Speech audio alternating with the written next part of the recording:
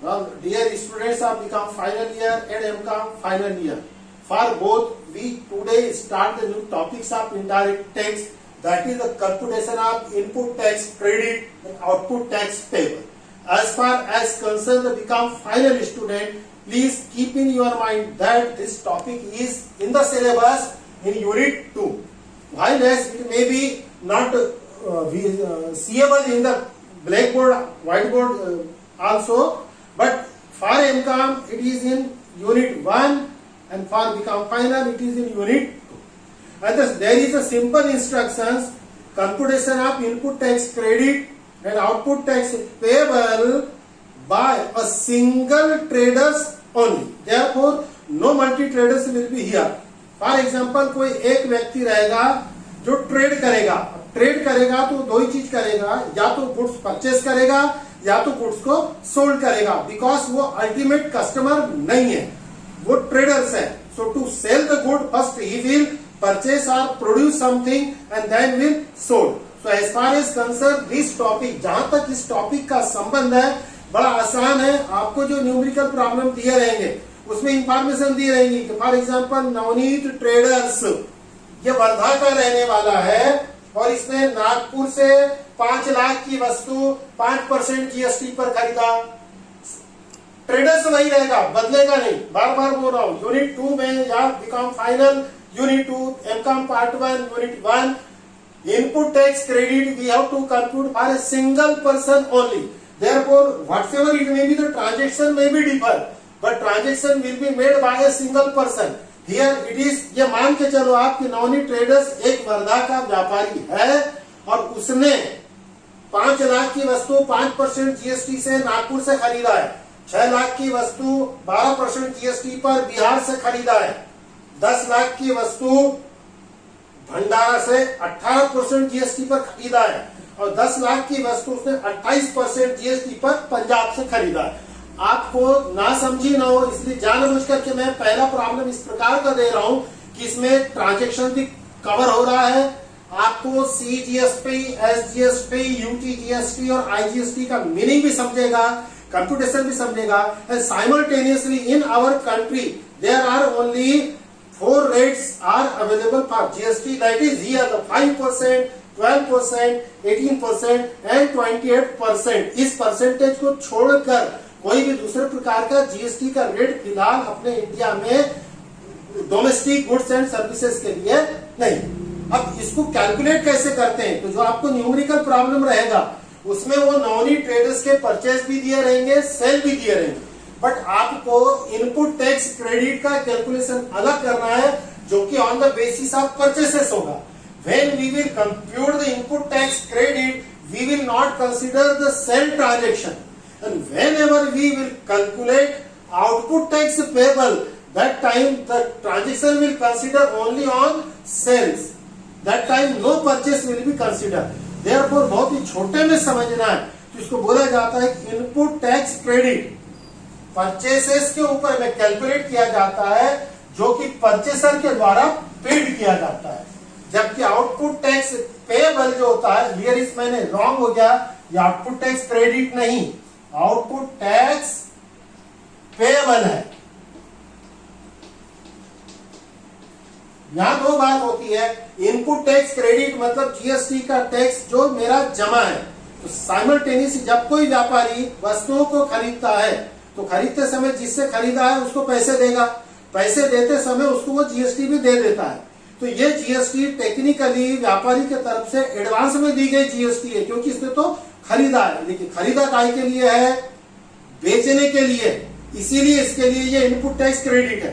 हम सामान्य कस्टमर है, आप मैं ये कस्टमर है, यदि मैं कोई चीज खरीदता हूं, आप कोई चीज खरीदते हैं तो भी आप जीएसटी देते हैं, लेकिन आपके लिए वो इनपुट टैक्स क्रेडिट नहीं होगा क्योंकि हमने वो वस्तु अपने उपयोग के लिए खरीदा है, किसी को बेचने के लिए नहीं खरीदा है, तो हमको इनपुट टैक्स क्रेडिट नहीं मिलेगा. यहाँ पर मुद्दे की बात है कि Navneet traders is not a consumer, he is a trader. He purchased the things to sell. Whenever he purchased the goods, तो पेमेंट देगा, पेमेंट देते समय वो पेड कर देगा टैक्स जो कि इनपुट टैक्स क्रेडिट कहलाएगा. और जब इसी वस्तु को वो अपने दुकान में लाकर वैल्यू एड करेगा, प्रॉफिट करेगा, साफ सफाई करेगा, डेंटिंग करेगा, पेंटिंग करेगा, कुछ भी करे, लेकिन वो कस्टमर को बेचेगा तो सीधी बात है 10 रुपए में यदि लेगा तो 12 रुपए में तो बेचेगा ना, कि जितने में लिया उतने में बेच के वो नफा नुकसान नहीं करेगा, ऐसा धंधा होता नहीं है। यहाँ पर वो जब 10 रुपए की वस्तु उसने खरीदा तो यहाँ पर उसने जीएसटी दिया 10 रुपए पर, यह उसकी इनपुट टैक्स क्रेडिट हुई। लेकिन जब वो वस्तु को 12 रुपए में बेचेगा तो 12 रुपए पर जीएसटी कस्टमर से लेगा।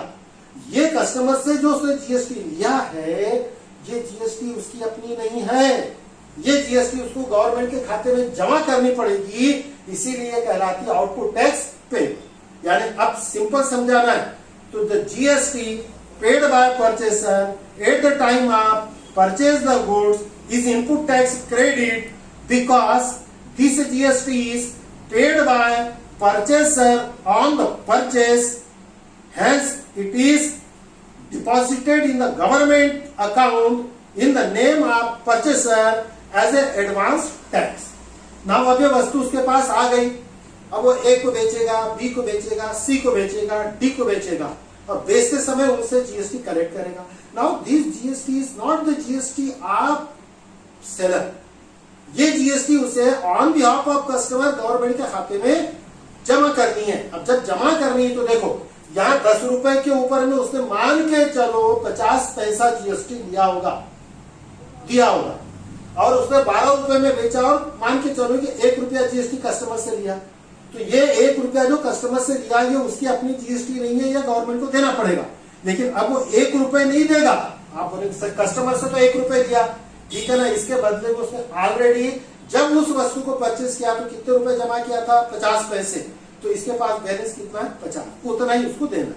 लेकिन इस यूनिट में आपको बैलेंस भी निकालना नहीं है, यह यूनिट सीधा सीधा बोल रहा है आपको सिर्फ इतना कैलकुलेट करना है कि बिजनेसमैन का इनपुट टैक्स क्रेडिट कितना और आउटपुट टैक्स क्रेडिट कितना। अब वो निकालते कैसा, तो फॉर एग्जांपल समझ के चलो ये नॉनी ट्रेडर्स है, मैं एग्जांपल के लिए आपको 4 प्रकार के ट्रांजेक्शन दे रहा हूं और आज के वीडियो में इतना ही बताऊंगा कि ये 4 परचेज के बेस के ऊपर नॉनी ट्रेडर्स का इनपुट टैक्स क्रेडिट कितना हो रहा है और वो भी कौन सा प्रकार का, ये मैं अपनी उम्र करके समझा।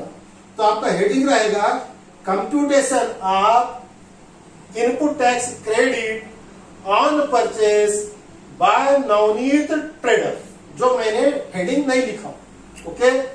कॉलम बनेगा particulars, value of purchase, CGST, central GST, state goods service tax, union territory goods service tax, integratory goods and service tax. Now calculate कैसा होगा, अब ये देखिए नवनी ट्रेडर्स का हम गणित बना रहे हैं, उसने गुड्स कितने की खरीदा, 5 लाख रुपए की।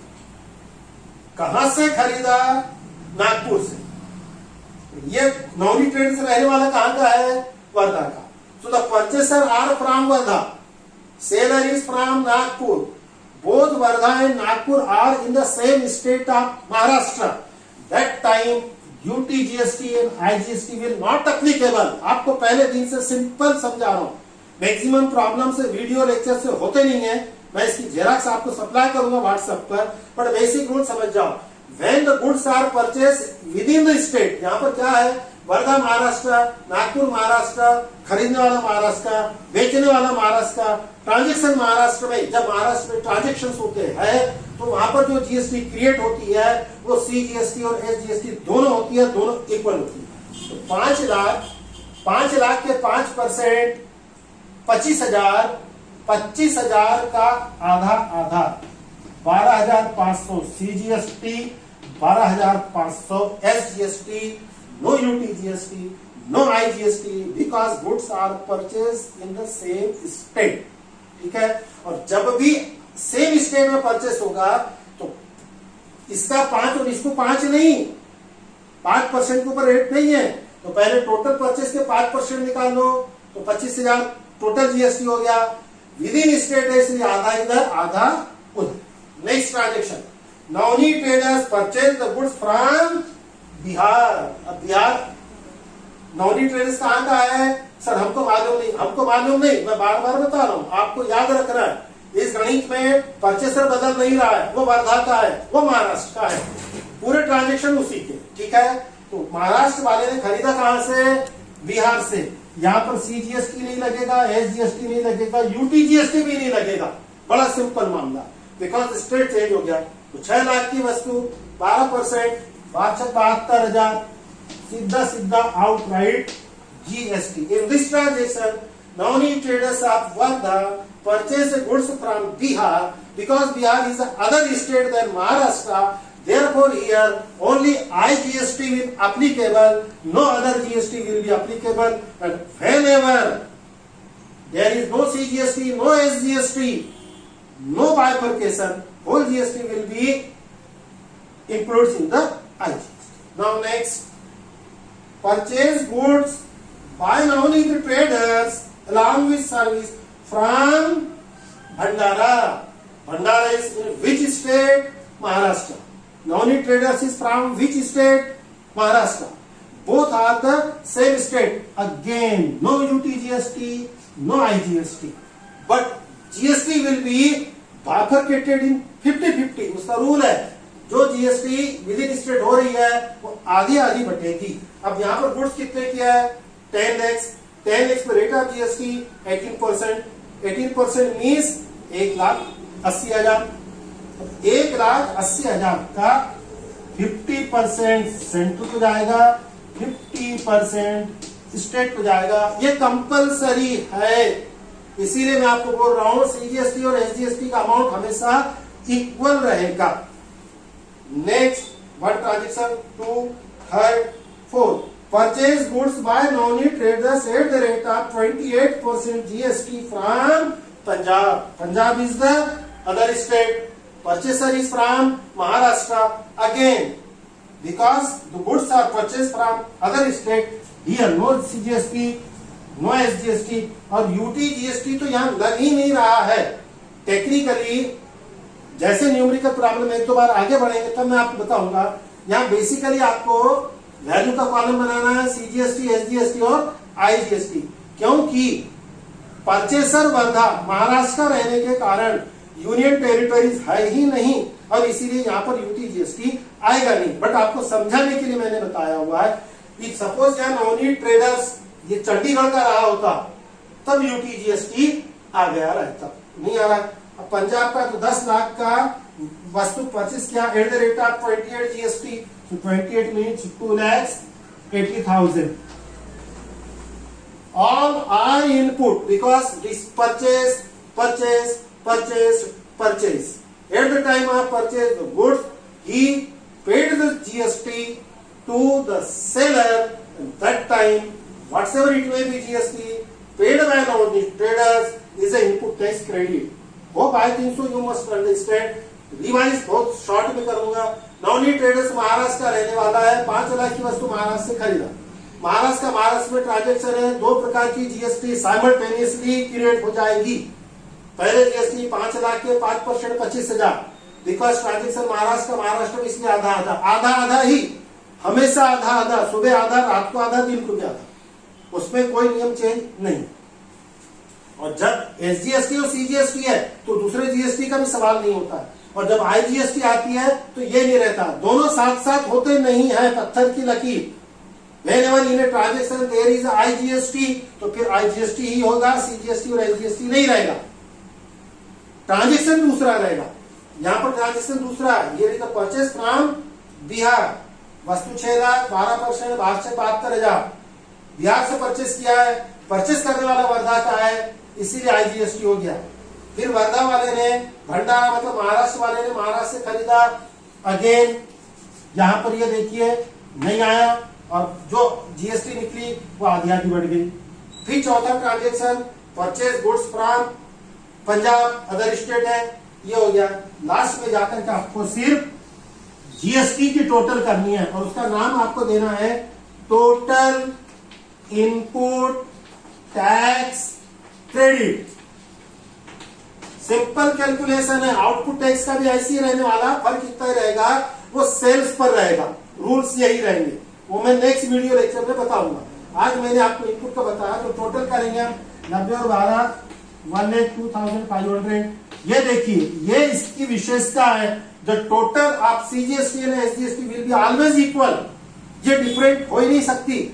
If suppose here is 1,02,500, here is 1,03,500, it means problem is wrong. You are wrong. Both should be equal. Here it is a no mean in this problem because the purchaser are not from union territories, and here is the total 2,80,000 plus 72,000, 3,52,000. Now this is the answer. This is the answer. What we have to calculate? Input tax credit. For whom? Navneet Traders. Navneet Traders from where? Of Wardha. He purchased how much items? 4 items.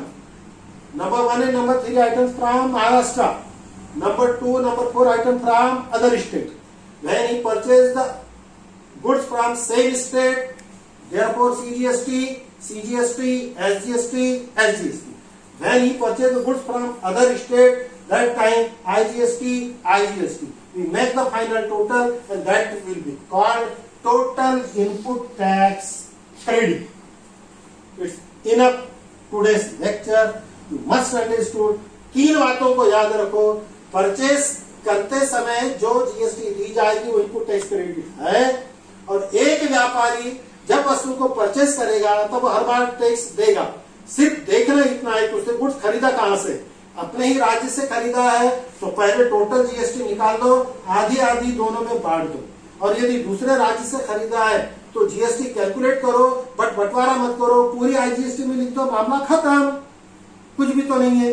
हाँ, problem आगे चल के आ सकता है कि goods को discount पर बेचा, गुड्स को प्रॉफिट पे बेचा, गुड्स को टैक्स के साथ में बेचा, गुड्स को विदाउट टैक्स बेचा। तो ऐसे में 4 प्रकार की वैरायटी के प्रॉब्लम देकर के आपको नेक्स्ट वीडियो लेक्चर्स में समझा दूंगा। आज के लिए थैंक यू।